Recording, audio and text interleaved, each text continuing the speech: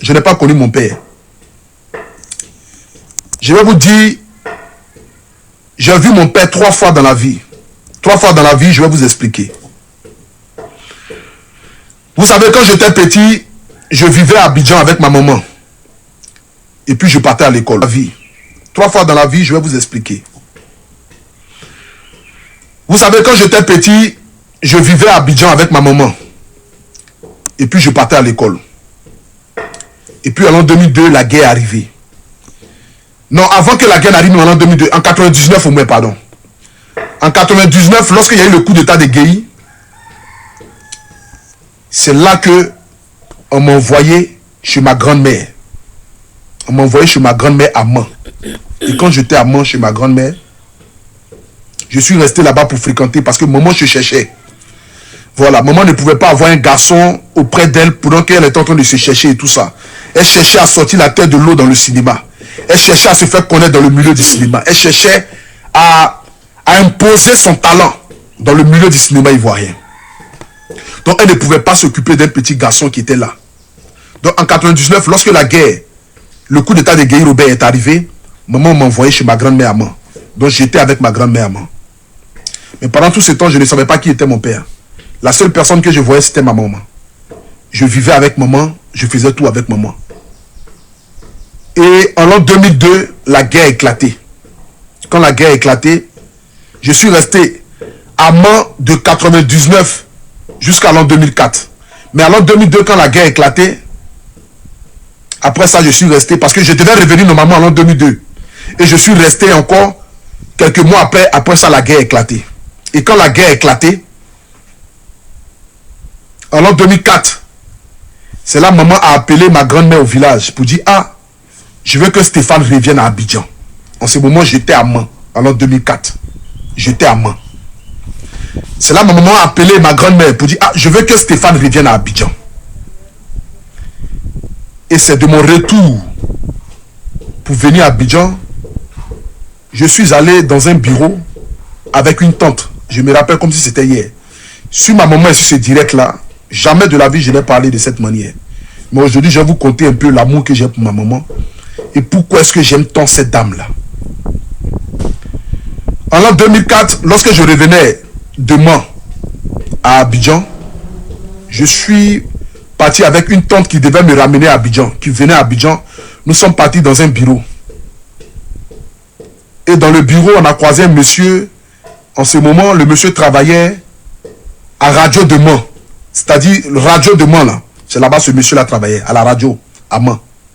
Donc, quand je suis rentré dans le bureau, le monsieur m'a regardé, il m'a salué. Et puis, il m'a dit, ah, je suis ton papa.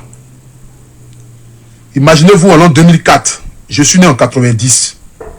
De 90 à l'an 2004, ça fait 14 ans. C'est-à-dire, j'ai 14 ans, je rentre dans un bureau, et puis je vois un monsieur qui est assis. Et le monsieur me dit que je suis ton papa. Que ta maman m'a dit de passer me voir pour aller à Mans. Donc quand le monsieur m'a dit, j'ai commencé à rire, j'ai commencé à sourire. J'étais encore un petit gamin, mais je n'ai pas écouté ce qu'il me disait. Après ça, ma tante, qui devait m'accompagner à Abidjan, a commencé à parler avec lui. Après ça, j'ai pris le car, je suis venu à Abidjan. C'était la première fois que je voyais ce père-là qui m'a abandonné, il y a 14 ans en arrière. C'était la première fois que je voyais le visage de ce monsieur qui m'a abandonné il y a 14 ans en arrière. Ce monsieur qui n'a pas reconnu la grossesse. Ce monsieur qui a décidé de ne pas me donner son nom. Ces raisons, je ne saurais quoi vous le dire. Mais c'était la première fois que je voyais ce monsieur-là. Et en 2004, je suis venu à Abidjan. En ce moment, maman a habité à Kouté. Kouté, au fait, c'est un petit village. Bon, pour ceux qui sont à Abidjan, pour ceux qui sont en Côte d'Ivoire, ils connaissent un peu ce qu'on appelle Kouté. Kouté, au fait, c'est un endroit où on vend les habits friperies, là. On vend ça à Kouté, là-bas. Donc, maman habitait dans un tout petit studio. Et je suis venu rester avec maman. Et là, j'ai commencé à partir à l'école. Maman se levait pour aller faire ses sketchs, pour aller faire ses théâtres. Elle partait, elle fait ses films, elle revient. Mais pendant ce temps, je n'ai jamais manqué de quelque chose. À chaque fois que maman se levait pour partir, elle me donnait toujours la somme de 500 francs. C'est que mes biens de 500 francs là, même si maman se levait à 4 h du matin pour partir, avant qu'elle ne sorte de la maison, elle laissait toujours mon billet de 500 francs sur la télévision et puis elle partait. Et ces 500 francs là, je prenais ça le matin, je partais ça à l'école. Et quand je revenais, il y avait une tante qui vendait à Tchéké. Juste au carrefour de là où on habitait, maman me laissait manger là-bas tous les jours. Et puis mon maman payait la dame là chaque fin du mois. La nourriture que je mangeais là-bas. Mais mes 500 francs contribuaient à ce que je parte à l'école. En 2007, le grand frère de ma maman a organisé une cérémonie chez lui à la maison. Et c'était la deuxième fois que je voyais ce père-là qui m'a abandonné. Et à la cérémonie là-bas, le monsieur est venu, il était assis. Et moi, j'étais assis. Je ne l'avais même pas reconnu parce que un monsieur qu'on dit que c'est ton père, que tu ne l'as pas connu, tu ne l'as pas vu, tu ne sais pas qui il est. Je l'ai vu pour la première fois quand je revenais de Mans en 2004. La deuxième fois je le vois, c'est lorsque le grand frère de ma maman organise une cérémonie chez lui à la maison. Et puis je le vois. Et quand il est venu vers moi, il m'a regardé. Je vois la ressemblance avec le monsieur. Les gens disent que je ressemble plus à ma maman. Mais c'est parce que vous n'avez pas vu ce monsieur-là. Si vous avez vu ce monsieur-là, vous aurez su que véritablement, je ressemble beaucoup à ce monsieur-là aussi. Et quand ce monsieur est venu vers moi pour la deuxième fois que je le voyais, le monsieur m'a dit, ça va mon fils. Je l'ai regardé d'en haut jusqu'en bas. Je me rappelle comme c'était hier, c'était en 2007. J'avais 17 ans. Je ne l'ai même pas calculé, je ne l'ai même pas salué. J'ai pris ma nourriture, j'ai commencé à manger. La cérémonie est finie. Je crois bien, je n'ai plus vu à quel moment il est parti. Et après ça, moi, je suis rentré chez moi à la maison. En 2011, j'habitais au quartier Paillé, pour ceux qui me connaissent. J'habitais au quartier Paillé en 2011. Le quartier Paillé, c'est un quartier qui est juste à côté d'Adjamé. C'est là-bas que j'habitais en 2011. J'étais en train de jouer au football. Et puis j'ai reçu l'appel. Et quand j'ai reçu l'appel, j'ai décroché le téléphone. Et la personne m'a dit, allô Stéphane, ça va? J'ai répondu oui. La personne m'a dit, ah, c'est ton papa. Quand la personne m'a dit, c'est ton papa, j'ai pris le téléphone, j'ai coupé. La personne m'a rappelé encore. La personne m'a dit, allô Stéphane, tu vas bien? J'ai dit oui, je vais bien. La personne m'a dit, c'est ton papa. J'ai coupé le téléphone et j'ai fermé mon téléphone. C'était la dernière fois que j'entendais la voix de celui qui est mon père biologique. En 2014, 2015, j'ai appris que ce monsieur est décédé. J'étais assis à la maison et puis maman est rentrée et puis maman m'a dit, ah, Stéphane, ça va?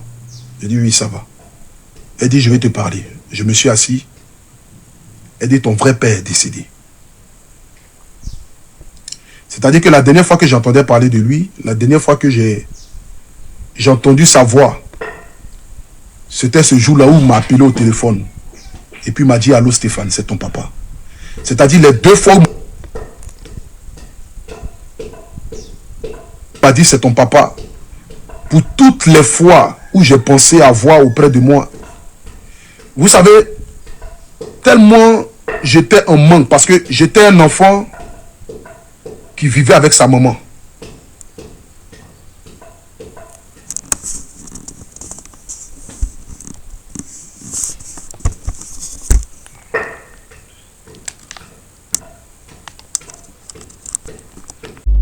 Coucou, salut, j'espère que vous allez très bien. Au travers de cette vidéo, vous avez su la vraie vérité qui se cache bien sûr dans l'affaire du papa de Apochou National. Apochou dévoile toute la vérité concernant son père.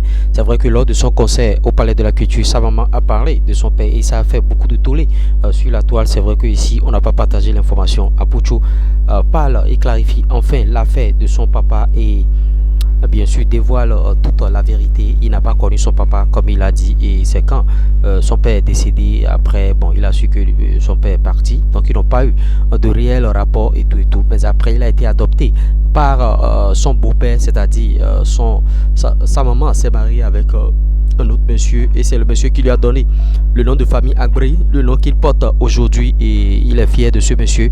Et il a dit après dans ce direct qui est un peu long, on ne va pas trop vous faire perdre le temps, il a dit que bon, qu'il remercie ce monsieur, bon, que ce monsieur ne va jamais l'exposer sur les réseaux au risque que les gens lui manquent de respect, que les gens s'amusent à manquer de respect à sa maman, mais que lui ne va jamais accepter que les gens manquent de respect à ce monsieur et que toute personne qui essaierait désormais bien sûr de manquer de respect à sa maman maman va bien sûr être poursuivie en justice, que ce soit la justice sur la terre ici et aussi la justice divine. C'est bien sûr les propos de Apocho National, le miel de Paris, Stéphane Abré. Il a réussi son conseil et il tenait à clarifier bien sûr cette situation. Il n'a pas connu son père et vous voyez, il a même dit qu'en insultant un enfant, qu'il est enfant bâtard, qui n'a pas connu son père, vous êtes en train d'insulter tous les enfants qui n'ont pas connu leur père dans le monde et ça risque de vous frapper là-dessus. En insultant un enfant qui a perdu son papa, vous êtes en train d'insulter tous les orphelins du monde. Suppose un instant que tu es en train d'insulter tous les orphelins du monde, tu vois, la puissance divine